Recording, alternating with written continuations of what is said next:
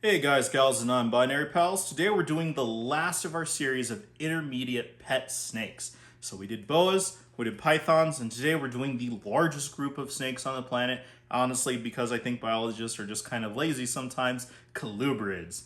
So, as always, get the fluff out of the way at the beginning. Intermediate, we're talking about a step up in husbandry requirements of size, of attitude, of personality, of commonality, of price. All of those things are taken into consideration when you want to deal with an animal that you're going to be keeping as your pet for sometimes well over 30 or 40 years, in the case of some pythons and boas. Colubrids usually not quite as long lived. So let's get right into it. The first one is what is the new pop star of the reptile hobby. They've been around for forever, but these guys really hit their game. Basically, it's like a 90s comeback for this group of animals, and that is the Western hognose snake. So I'm pretty sure you guys probably even knew where I was leading up to that one. They have taken over the hobby. Here in Colorado, the Western hognose is kind of a whole thing, so I don't actually get to have one in front of you guys, but I do have some really nice, high-quality photos and some videos of other really cool Western hognose snakes. Now, these guys hail from the western and midwestern part of the United States for the most part. These guys are really cool, small, really fun little species of rear fang colubrid. Now, these guys are called hognose for pretty obvious reason. It's that really nice spade-shaped little piggy nose that they use to bury through and burrow down, as well as looking for animals in their usually kind of sandy, more loose soil in all of the different habitats. These guys are often found in sometimes more plains, because that's sometimes what they're called, or plains hognose, sometimes called Western hognose. That's usually, I just go with the Western hoggies. They're usually found in kind of sandy grassland prairie areas, and sometimes a little bit more arid, sometimes closer to water, but in general they are often found near bodies of water within the throw and stone's distance, and that's because in the wild these guys really do favor amphibians, specifically toads, for a good majority of their diets. Now, they're a smaller species and they are definitely a good example of sexual dimorphism, where males are significantly smaller than the females. Males oftentimes are usually only between 12 and 20-ish inches, females being significantly larger, with some of them being true monsters close to 4 feet, although usually it's in that 3-ish foot range is where most of the girls sit, but that's still significantly larger than the boys. Now, in the wild, as we said before, they live in these kind of more loose soil, plainsy grassland areas near sometimes shallow ponds, sometimes temporary ponds, which I'm forgetting at the name of right now, so we're just going to put it right here, where they kind of exist after a rainfall, where toads will come in, lay their tadpoles, and then they will raise up, and then they'll become full-grown toads and leave as that pond dries up. And that's when we'll see the hognose at their most active times, is grabbing those little toadlets and amphibians and little tadpoles. In captivity, as at this point you're probably waiting for me to get to, there are tons of different morphs.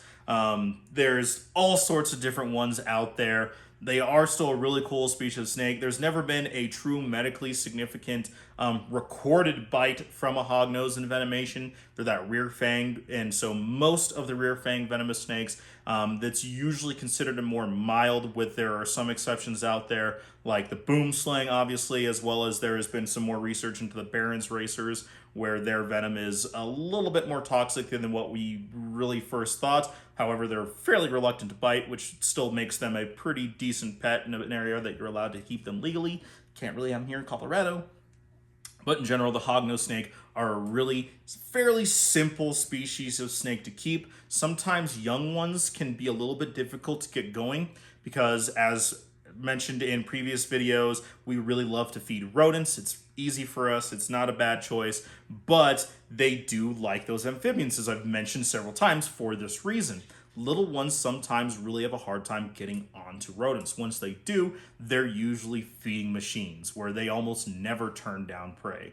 But as more studies have been done, they have found that it really is better for the longevity of these species of animals, where mammals aren't a huge portion of their diet, to vary that up. And so in the case of a hognose doing something like frog legs, feeder toads or reptilinks with them in there may not necessarily be a bad choice to mix in their diet with the different rodents that they're eating. With the hognose, you probably wouldn't, even with a big female, wouldn't ever really need to be feeding more than, an adult mouse. Very simple to keep up. Fairly small snake, so it doesn't need a whole lot of room, again, and just a absolute adorable little huffy little fun species. This next one is going to throw some people for a loop, but stick with me on this. The African file snake. Now, the file snake is named for the fact that it looks like an old-fashioned file, where it is like that kind of narrow three-sided triangular shape, and that is kind of what an adult healthy African file snake looks like, where it's that really kind of triangular, sharp incline from their spine down, which scares off a lot of people. Now, the file snake hails from sub-Saharan Africa, and they are actually in the same family as the African house snakes that I covered in the beginner pet snake video. And they're just like the house snakes found in sub-Saharan Africa, basically from the country of Cameroon south, but they're not as widespread as the house snakes. They're found in more pocketed populations. For the most part, we really only work with 2-3 species of them in captivity. And I apologize for the map. It really only shows one of them. It's really the best that I could find. Everything else seemed to throw in the house snakes in there of their whole family and clades, so I apologize for that. But these guys, they have a reputation for being a very advanced, delicate, and weak species, and that is very unfortunate. The main reason why that is because for the longest time, and even to this day, most of the animals that we work with and that are available are wild-caught animals. Now, I've talked about wild-caught animals a number of times, and there's a whole slew of problems that comes with wild-caught or field-collected animals. From parasite loads, both internal and external, chronic dehydration, stress, and all of that once they come into captivity over a period of sometimes weeks in shipping without access to food or water, they can't handle the stress of the vet visits, the dewormers, the antibiotics, the stress of acclimating to captivity, of going into quarantine, which is usually very minimalistic at best. And so they just don't do very well, even with species we've had in the hobby for decades at this point. However, long-term captive and captive born and bred African file snakes, or sometimes Cape file snakes, because there are generally two different ones, or the capes, and then usually considered the forest African file snakes, and again there's a couple other ones out there, are actually supposedly considered about as easy to keep as house snakes, according to a couple breeders that have actually been breeding them for several generations now. Now, these guys, as I said before, were considered that very delicate advanced species, and that's because of the parasite loads for the most part. In fact, the African file snake is very, very notorious for having lung flukes, which is an internal parasite, and that's actually one that can be transferred to people. So that's a whole thing. So when we're looking at a long-term captive animal or a captive born and bred animal, these guys are very simple. They don't need very high humidity. They don't need very high basking spots, low-level UVB light because they're a fairly crepuscular animal. They do very well on rodents. Supposedly, they are known snake eaters, but the two different breeders that I really dug into, that neither of them have fed their animals snakes at all, and they've all done very well on not only frozen on live, but on frozen thaw rodents, generally needing a little larger than a large mouse because a big part of their natural diet are mammals. And then again, supposedly with the snakes. But hey, if you guys manage to track one down, try feeding it for your snake. Let me know how it goes, because I'd be really interested to know about that. They can breed very readily. They will do multiple clutches a year, very large clutches, just like the African house snakes. But so basically what this all boils down to is that wild-caught animals is a whole other thing. But a long-term captive or a captive born and bred African, Cape, forest file snake make a really great species, very simple species to keep. And what basically keeps them from being a beginner level, if you can find one of those two, is how rare it is, how uncommon they are, and the price tag that goes along with that. You're looking at like captive born, like wild caught, from like underground reptiles for under $100 plus shipping, to where these ones, it's going to be a little bit more than that. But they are a really cool species of dark, like indigo, purple, black looking snake. It looks very different. It's very reluctant to bite. It's a very calm, inquisitive species of snake that if you can track one down would be an amazing addition to anyone's collection. Next up is not an actual single species of snake. It's a whole genus or a group of them, and that is Pituophis. Now, Pituophis are basically the bulls, the pines, and the gopher snakes. With me today is Hopi, who is our female Louisiana pine snake. So she's actually one of the rarest species of snake in North America, arguably the rarest snake because of habitat fragmentation and all that other fun nonsense. But she is a very good example of the Pituophis genus. Now, they vary in size and in range. They basically range from parts of southern Canada all the way down into Mexico. They vary in size from bulls and the northern pine snakes being the largest, with some of them getting over 6 feet, and then other ones being a little bit smaller, like the Baja Cape Gopher is a Louisiana pine snake, usually staying under 5 feet. So a fairly moderate sized snake, nothing too big other than some of those big bulls. They're a very thick snake, as you can see here. She's pretty chunky. She's not overweight by any means, but they're a little bit more of a solid snake than like a corn snake or like a rat snake of this size. So they're a little bit of a larger animal. As well as, in general, Pituophis are known for their spicier attitudes, which is what basically puts them into the intermediate category. Their care is fairly simple, just the same as most of your beginner rat snake or king snake species, but it's their attitudes for the most part. These guys are very well known for their basically stand your ground attitude. So for the most part, any species of snake, they're all prey items of some degree, even the largest ones like the indigo snakes or even the reticulated pythons, where depending on what it is, they don't want to be bothered and they will try to get away. But these guys, the Pituophis, generally seem to have a quicker to, all right, we're doing this, come at me bro attitudes, where they are known for their tail wiggling. And some of the other species of Pantheropus or the rat snakes will too. They'll rattle their tails in the leaf litter, mimicking a rattlesnake, because that was something that was evolved to be a deterrent for large hooved mammal quadrupeds like American bison and cattle, as well as predators, including us. And then they are known for their very loud and intimidating hiss. Enclosure. Don't worry, buddy. I got you.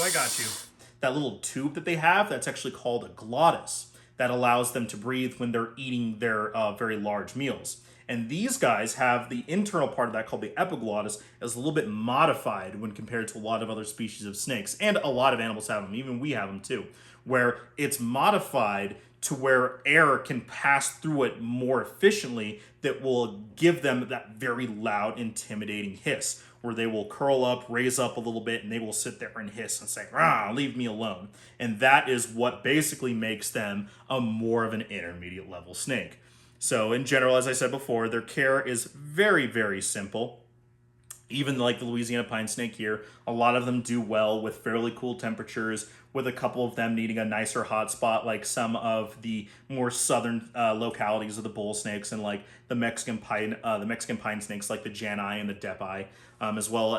But some of them even like it a lot cooler, like the Baja Cape Gophers, where they like it much cooler. The northern pine snakes, they like it much cooler. But in general, they're very easy to keep because they're found in North America. They're usually very hardy. They can adapt very well. These guys have great burrowing abilities. If you look at the front of their noses, they have a very large rostral scale. It's the scale at the very top of their nose that is meant for helping to aid in burrowing. Most of the time they will find old mammal holes and they'll just kind of enlarge them out, but they will also bury for themselves. So give these guys plenty of space, give them place to climb, a decent little moderate hot spot, and plenty of substrate and hides for them to dig into, and then you will have yourself an amazing species and group of snakes, because it's not just one species. I really need to get out of the habit of doing that. And their attitudes are just so amazing. Like Hopi here, who can be very hissy, is a very obviously very nice, even-tempered animal. And but her boyfriend, who I haven't given a full name to yet, does not like being handled or touched at all. If you guys watched the video of some of the animals that I brought out of quarantine after a very long period of time, I had a pair of northern pine snakes and a single male black pine snake. None of them really like being handled with, the male of which absolutely does not. But all of those are just great examples of how this different genus of snakes have a little bit different of an attitude and are a very fun, challenging, enigmatic group of animals to work with that's just different than the corn snakes and the rat snakes and the king snakes. I absolutely love the Pituitus genus. A lot of people have asked me if I could only work with one type of snake, what it would be. And I have a very hard time coming down between working with boas and working with Pituitus. Bull snakes being kind of a weird thing in here in Colorado, where basically the only bull snakes I get are animals that were given to me for educational purposes. Because they're a native species, so that's usually what makes me favor the boas, but I just love pits. They are so great. This next one is going to be one that I'm going to guess that a lot of people haven't heard of. This is a species of European rat snake that, in general, the European snakes are very uncommon here in the hobby in the United States. But this one is the ladder rat snake, or the ladder snake. Now, these guys come from basically southwestern Europe, from Portugal, Spain, to parts of southern France and a couple small islands just south of there. Now, this is actually a very famous and well-known tourist and vacation spot for a lot of people in Europe, and as well as quite a few American tourists and from other tourists around the world. So it's a very nice, close to Mediterranean, but it's a little bit further over area that is really great for different species of snakes. Now, the ladder rat snake, or the ladder snake, is called that because as juveniles and as babies, as hatchlings, they have a really nice, prominent back pattern where you can see that in general, they're kind of like a gold, sandy kind of tan color, but they have along their backs darker, kind of like a chocolate brown to black ladder striping where they have two vertical stripes that go along their back that goes all the way down from basically the back of their neck all the way down to their tail. And then as juveniles, they have a crossing pattern that goes on where it looks like a ladder. As adults, they tend to fade out where it basically looks like just kind of two solid lines. And that's actually a trait that seems to be fairly common with a lot of different species of rat snakes. Now, they aren't part of Pantheropus, but we do have some Pantheropus, or the North American rat snakes, that kind of share that pattern. When you look at like the yellow rat snakes, you've seen that a lot of the yellow rat snakes, they can have those very long, prominent lines. And even the Baird's rat snakes, which it can be a little bit more faded in them, they also have those long lines. And then even some of the other old world rat snakes, they also have those a little bit too.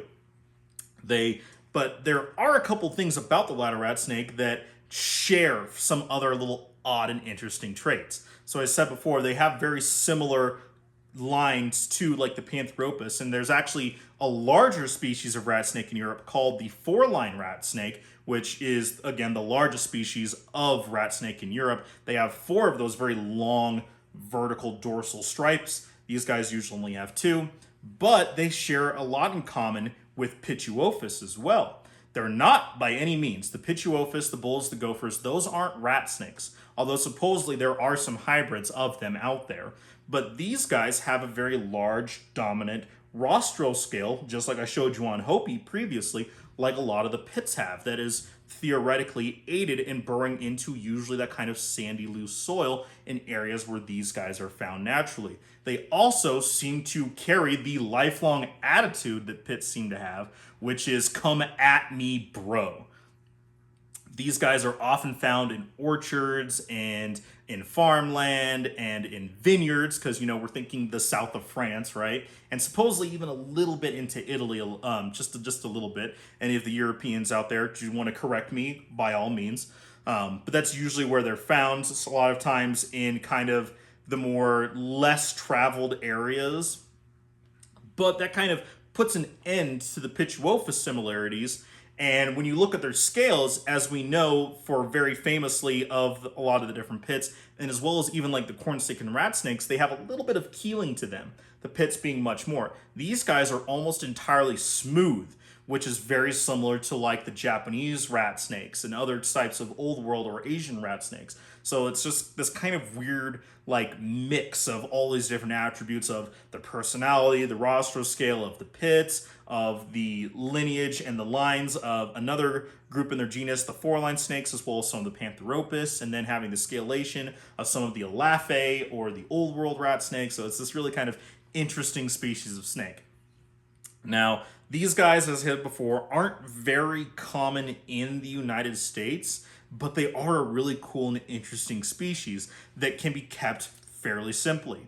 As I said at the very beginning, they're found in this kind of really nice vacation area, but it does get pretty cold in the wintertime. So that makes them come from a more of like a moderate climate, which is great for keeping in captivity. They eat a lot of rodents in their natural diet, so having them being in captivity, switching them over to rodents from frozen thaw rodents, very simply.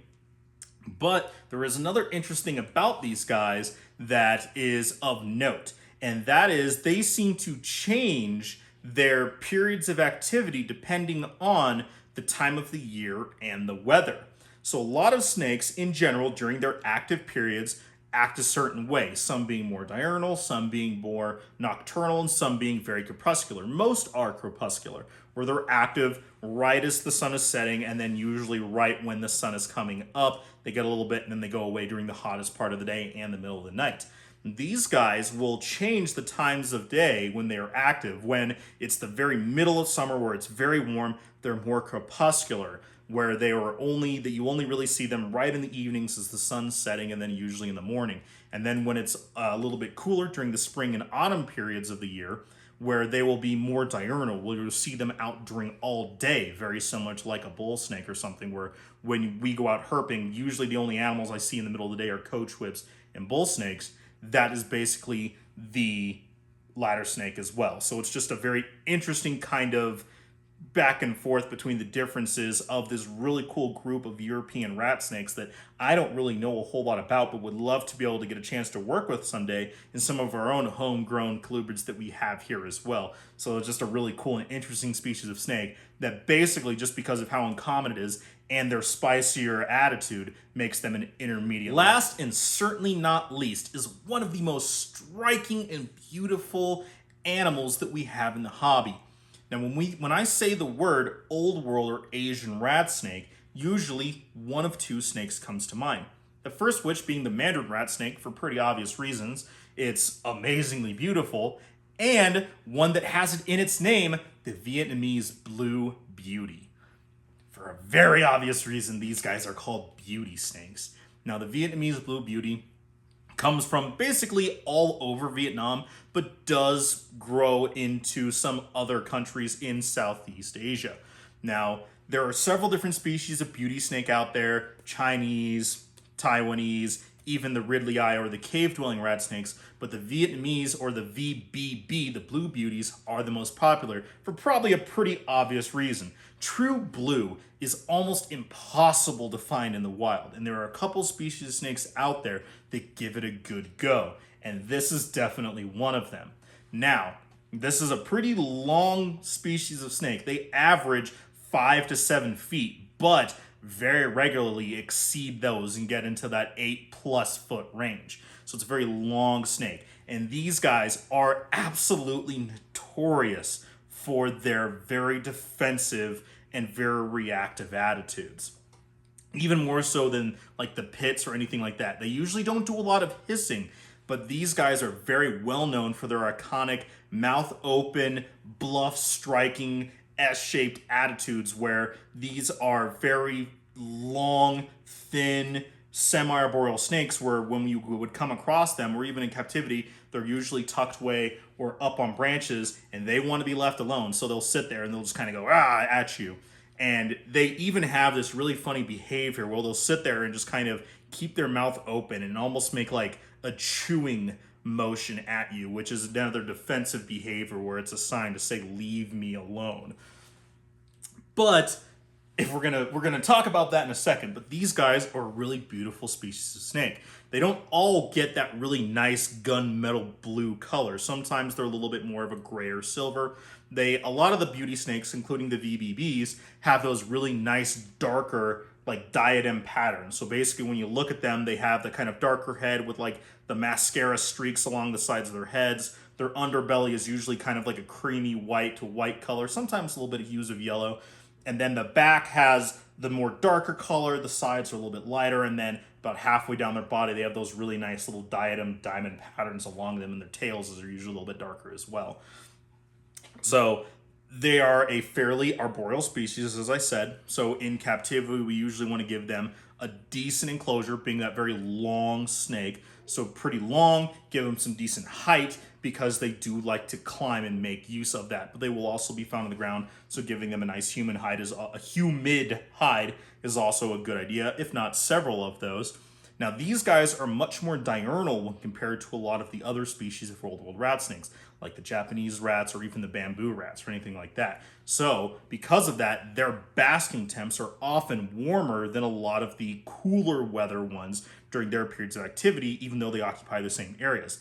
They're not active either during the same times of the year or different times of the day. Being a more diurnal one, their temps are a little bit warmer, which actually makes their keeping a little bit easier. So that way, if you have a nice PVC enclosure or even a glass enclosure that you can limit the airflow of just a little bit to retain humidity a little bit, give them some decent space and a nice little basking spot, their care is actually fairly simple. But moving back to their attitudes, this is one that likes to position itself somewhat in the display animal, where you get a really nice enclosure. You can do it bioactive if you want, but they do kind of climb all over the place. So if you're doing live plants, you got to make sure they're very large and sturdy, well-rooted. Sometimes they'll put them in like clay pots and they'll submerge that into the substrate, give them plenty of branches and places to hide. They have these really cool arboreal setups where essentially they just kind of clip into the roof of your thing and they can slide out of these little plastic tracks. And they'll absolutely make use of a hide like that. They're really cool. At some point, I'm going to need to either jerry-rig some of my own or pick some up from, I think, Reptile Basics or Reptile Supply carries them. I'm not 100% sure on that. But then they're fairly hands-off other than feeding and cleaning. But if this is a challenge that a lot of keepers do really like, they like the feisty attitude that kind of deters newer or entry-level keepers, is they like to work with this spicier animal. So the animal that you've seen in this video was the same one that was in the species spotlight I did. This is Braden Exotics, large adult male VBB. They do get a little bit bigger than him, but as you can even see here, he was out earlier at a reptile presentation that we did together during the day. Went back to their facility, and then we had him as well as plenty of other species out for photo shoots that day. They all did very well. So as you can even see, a more of a leave me alone attitude species of snake can learn to just be amenable, I should say, to handling. And it's a different type of keeping than a lot of people who like the corn snakes or ball snakes that are just kind of like hang out with. This is more of a I work with this animal, not I keep this animal. It's much more of a personal relationship with that, and that's what puts it into that intermediate category again. Hopefully you enjoyed this full series of the intermediate, of the beginner. I don't know quite as much about lizards. I think that my choices for the beginner lizards and intermediate lizards are fairly good. I might need to go back and re-watch them to see if I need to update some information. I know my delivery has gotten a little bit better. The camera's gotten a little bit better, so we'll see if I want to readdress that, or if there are other ones that you would like to see me do. I know someone mentioned maybe an advanced species. I could potentially do that, including some of ones that I keep, as well as other ones that are a little bit more difficult. But again, thank you so much. I really do appreciate it. If you can, check out the full playlist of all of the intermediates as well as all of the other top 5 ones. I think there's over 50 videos in that playlist now at this point. If there are anything else you'd like to see, let me know down below. Please like and subscribe if you can. If you want to contribute a little bit more to what I'm doing, I do have a Patreon of all levels from $1 on up, from just kind of a big thank you to different patronage rewards like wristbands, t-shirts, other really fun stuff, and behind the scenes looks at what I'm doing. If I'm going on road trips, breeding plans, you'll usually know ahead of time than what I ever release to the public. as well as I absolutely do appreciate it so much. I am, and I'm going to mention this not at the end of every single video, so if you stuck through it this far, thank you so much. Once I hit 5,000 subscribers, I'm going to do a full walkthrough of the entire property, all 5 acres, where we have the animals of the different buildings, of the outdoor pond, all of that fun stuff. And then for 10,000, we're going to do an animal giveaway where we'll do kind of like a lottery thing, and then we will send out an actual animal out as a big thank you for helping being a part of this community. So again, thank you so much. I greatly appreciate it. Hope everyone's having a great day, and we will check you next time.